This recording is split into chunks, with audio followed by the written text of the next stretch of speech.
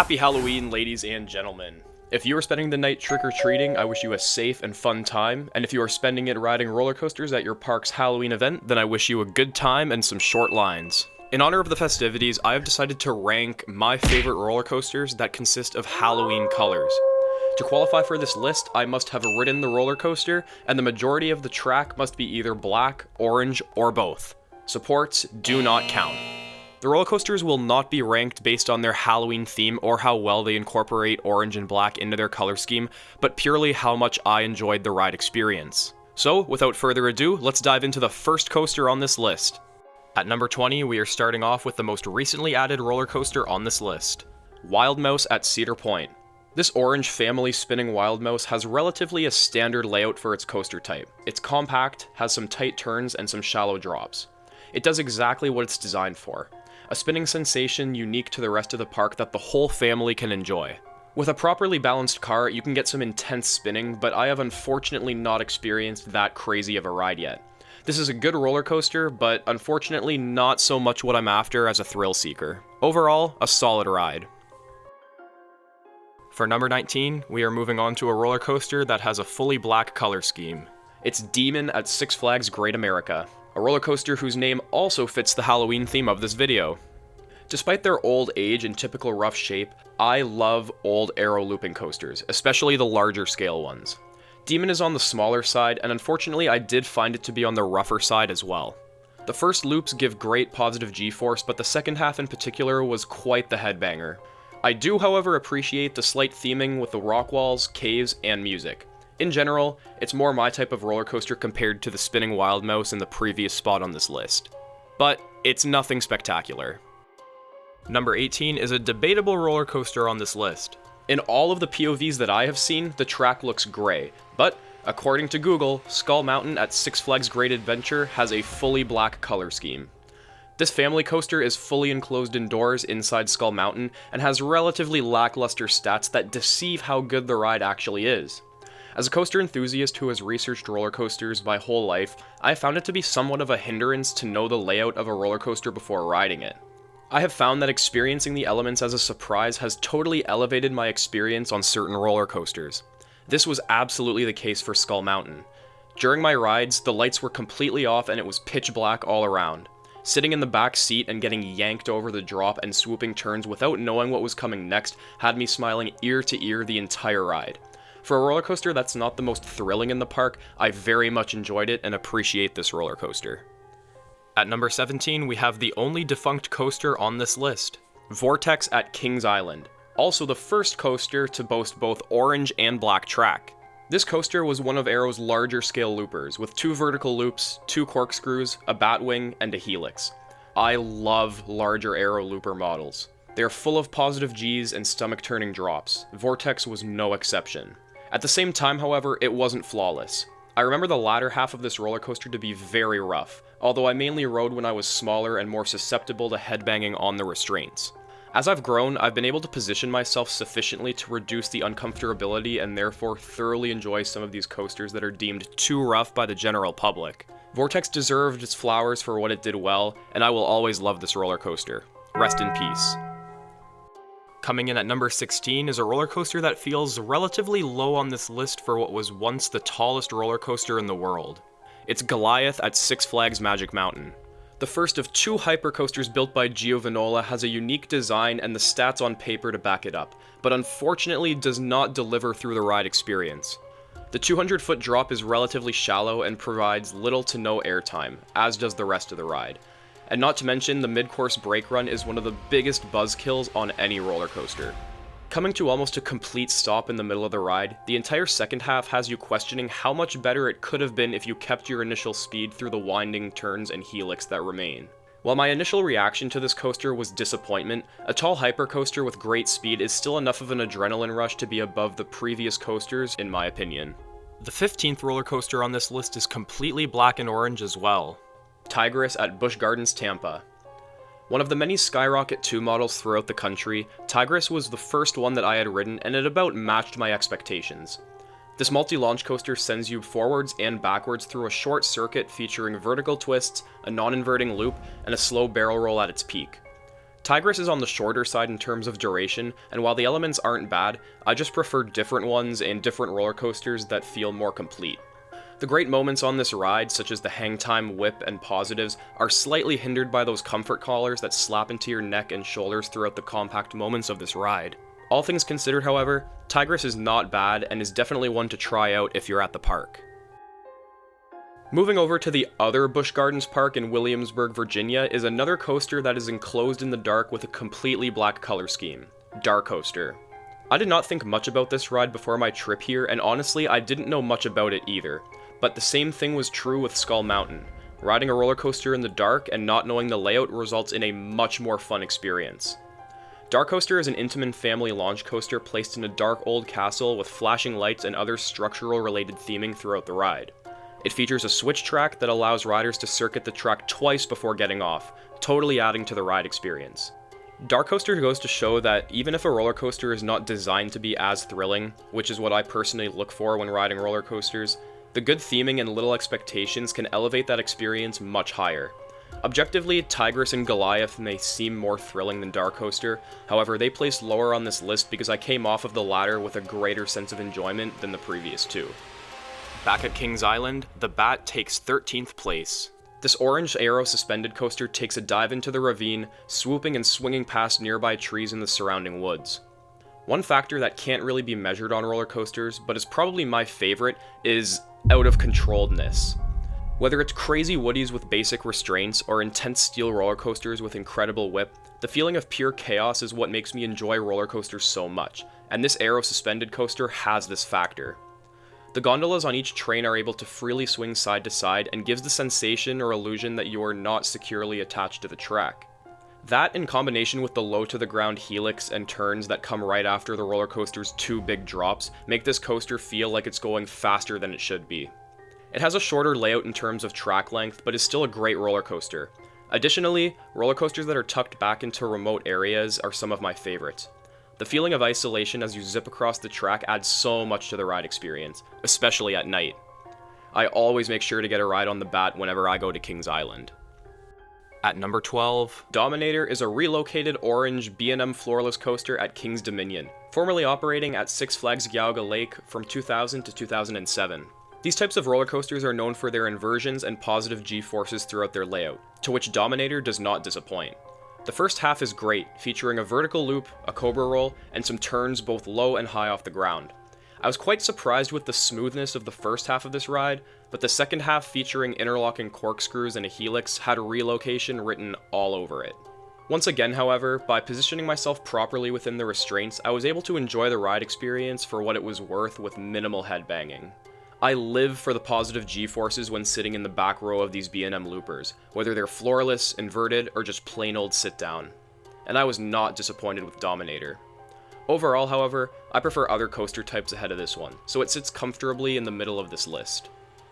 Sitting at number 11 is another orange B&M floorless coaster that also went through some changes during its lifespan, Rougarou at Cedar Point. Formerly a B&M stand-up coaster at the same park called Mantis, Rougarou's ride experience can be described similarly to Dominator's, but with a different, and in my opinion, superior layout. Filled with positive G-force among its vertical loop, inclined loop, and dive loop in the first half, Rougarou's second half is mostly sharp, swooping turns that stay low to the ground and use up the momentum gained within the first half, providing that out-of-control feeling that I love. And it's this second half that puts Rougarou above Dominator for me. While there's no getting past the fact that this roller coaster can be quite rough, with proper positioning, I thoroughly enjoy a back row ride on this intense floorless coaster. The next coaster on this list is potentially a debatable one, as the track can look brown on its day, but just cracking the top 10 is Valravin, also at Cedar Point. Now, Google is considering this coaster to be orange, so let's just run with it. Valravin is a dive coaster, which typically features steep 90-degree drops, along with monstrous inversions. The eye-catcher on this roller coaster is its pre-drop holding brake that momentarily dangles riders above the drop for a terrifying few seconds before sending them down that track. My opinion of Valravin has always been that it is extremely overrated among the general public, and would be a coaster I'd easily pass on if it had a long line. However, I've been riding it more recently, and I have to admit that I do enjoy the towering drops and negative Gs that the ride provides, even in those constricting restraints. At nearly 10 years old, ValleyThrills still runs smooth as ever, and I never get off thinking that it was a bad ride. I simply prefer other roller coaster types over it. Just above ValleyThrills at number 9 is Yukon Striker at Canada's Wonderland with a near identical track color to its sister dive coaster. In my opinion, Yukon Striker's ride experience is far superior. The drop after the holding break is larger than ValleyThrills and dives through the helix of vortex into an underground tunnel built within the surrounding pond. After an Immelman and a zero G-roll that provide great negative forces, the following vertical loop is one of the most intense I've ever experienced. The combination of the size of the loop and the speed of the train result in high positive G-forces. This ride also boasts a single rider line, which is a huge positive for coaster enthusiasts like myself who sometimes travel alone, with wait times only a fraction of the regular queue line. Without it, I possibly could hold the same opinion regarding ValleyThrills being overrated, but as it stands, Yukon Striker is easily clear of it. Another roller coaster that I initially thought was more brown before Google suggested otherwise is Copperhead Strike, coming in at number 8. On paper, this ride has it all. A compact Mack multi-launch coaster with airtime, hang time, positives, fast transitions, inversions, and most importantly, lap bars. And yet, I still came off of this roller coaster thinking I would have liked it better. The launches were definitely less punchy than anticipated. The rest of the ride elements were fun and smooth, with an overall unique layout in my opinion, but it just didn't hit for me and ended up being quite forgettable. Objectively, Copperhead Strike is a great roller coaster.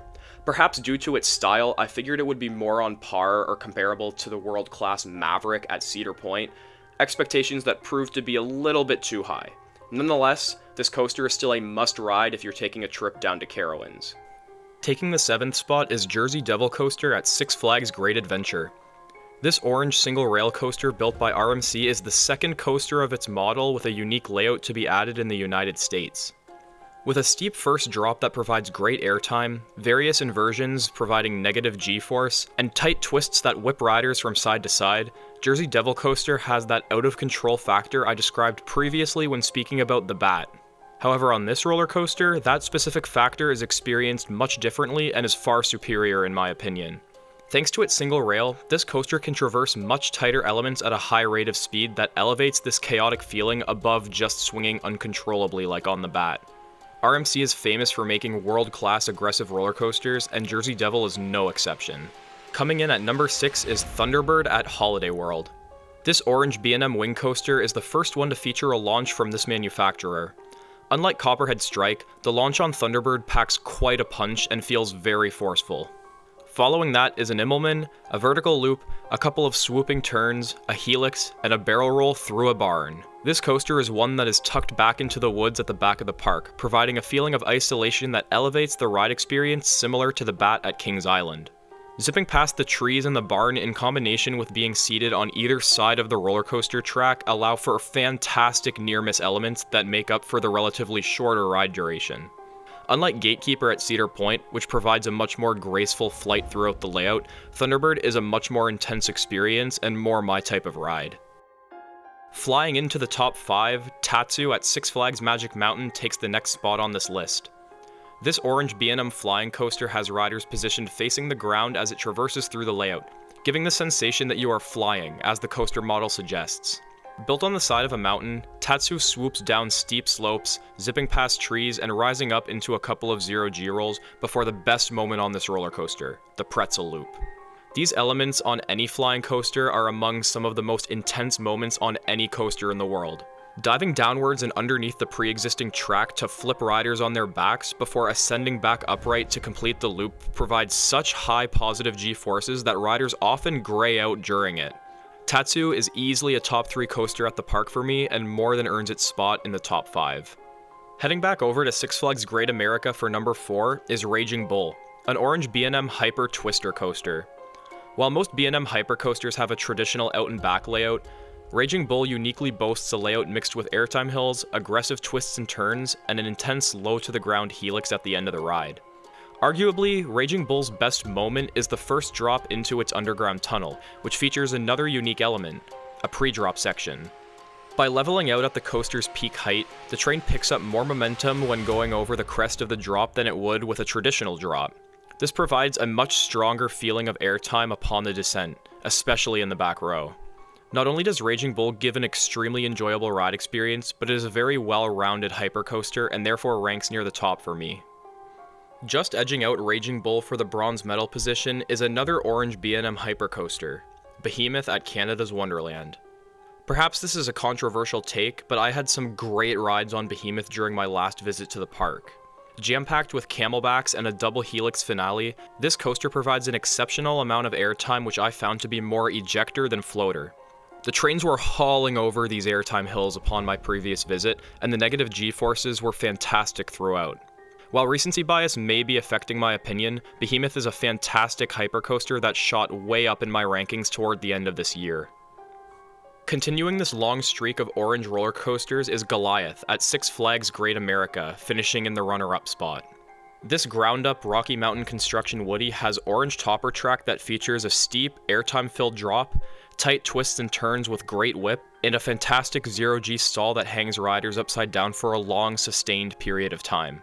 Throughout recent history, Rocky Mountain Construction has been the go-to manufacturer for this out-of-control feeling that I desire in roller coasters. They are focused on throwing riders all over the place with ejector airtime and twists, sometimes mixed in with various inversions. As you can expect, this is what makes me adore this roller coaster. Compared to the rest of the RMC roller coasters across the world, it's absolutely on the shorter side in terms of duration. However, the layout is so action-packed back-to-back that the short ride duration does not hinder the ride experience, in my opinion. It's by far the best roller coaster at Six Flags Great America. And finally, the best Halloween-colored roller coaster that I have been on is VelociCoaster at Universal Studios Islands of Adventure. This roller coaster is well and truly the full package. Before even going into the ride experience, this fully black Intamin launch coaster has some of the best theming on any roller coaster in the world, better than all of the previous roller coasters on this list combined. The ride queue immerses guests into the world of Jurassic Park, having them enter a discovery center and research laboratory dedicated to studying velociraptors. With pre-show videos, insanely realistic animatronics, and immersive music and sound effects, this ride experience is enhanced even before stepping onto the train. Once on the roller coaster, however, it begins with a dramatic launch into the raptor enclosure before traversing various inversions, tight whippy twists, and multiple airtime pops. The amazing theming throughout the queue is matched throughout this enclosure section as well. The second half of this ride launches riders even faster than before up a towering top hat featuring a steep and airtime-packed drop. Soaring over the lagoon with more rapid turns and airtime moments, the best element on this roller coaster is saved for last, the Mosasaurus roll. This is a high-speed roll built directly over the water, providing upside-down whip and airtime that gives riders the sensation that they will fly out into the water. A moment that could be considered one of the best elements on any roller coaster is the cherry on top of this world-class ride. Not to mention, VelociCoaster only has lap bars, another huge perk that allows you to better and freely experience the different forces on the ride. VelociCoaster is hands down the best coaster on this list and is a reason alone to visit Universal Studios Islands of Adventure. And there you have it. Out of the 170 plus roller coasters that I have ridden, that is how the 20 Halloween colored ones stack up against each other, in my opinion. Do you agree with my list? Is there a roller coaster that you've been on that you would slide into these rankings? Let me know in the comments below, and make sure to subscribe if you haven't already for more coaster related content. Thanks for watching, and I wish all of you the best. Happy Halloween!